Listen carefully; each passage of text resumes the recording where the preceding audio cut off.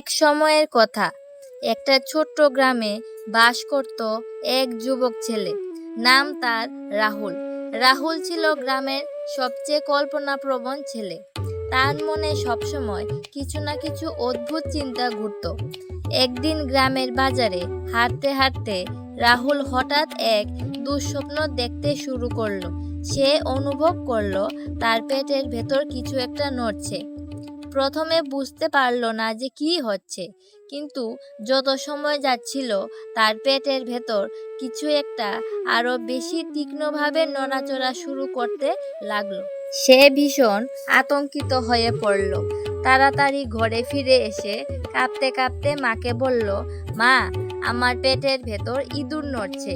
মা প্রথমে হাসলেন, কিন্তু রাহুলের মুখে তীব্র ভয় দেখে তিনি দ্রুত তার পেট চেক করলেন, কিন্তু কিছুই দেখলেন না। রাহুল কিন্তু খুবই অস্থির ছিল। রাতে সে আর ঘুমোতে পারছিল না। তার পেটের ভেতর যেন এক অদৃশ্য ইঁদুর ছোটাছুটি করছে। এক সময় রাহুল আর সহ্য করতে পারল না। সে গ্রামের ডাক্তারকে দেখানোর সিদ্ধান্ত নিল। ডাক্তার তার পেটের পরীক্ষা করলেন, কিন্তু কিছুই খুঁজে পেলেন না। তিনি রাহুলকে বুঝিয়ে বললেন যে এটা তোমার মনের ভাবনা, তুমি নিজের অজান্তে ভয় পেয়ে যাচ্ছ। অবশেষে এক সন্ধ্যায় রাহুল গভীর চিন্তা করতে করতে বুঝতে পারল যে তার পেটের ভেতর কোনো ইঁদুর নেই, বরং এটি ছিল তার নিজের ভয় আর উদ্বেগের একটি প্রতিচ্ছবি।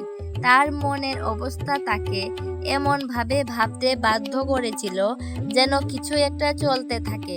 অতঃপর রাহুল সেই ভয় কাটিয়ে উঠল আর বুঝল যে চিন্তা যদি বেশি বাড়িয়ে দেওয়া হয় তবে তা বাস্তবে একটি বিভ্রমের মতোই হয়ে ওঠে।